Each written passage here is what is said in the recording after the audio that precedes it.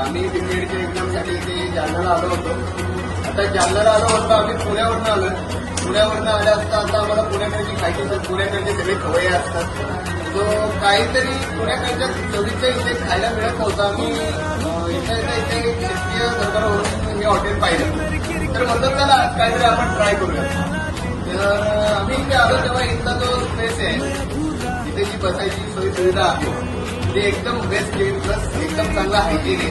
त्यामध्ये आमच्याकडची बिर्याणी आणि चिकन थाळी मस्त मॅच एकदम बेस्ट.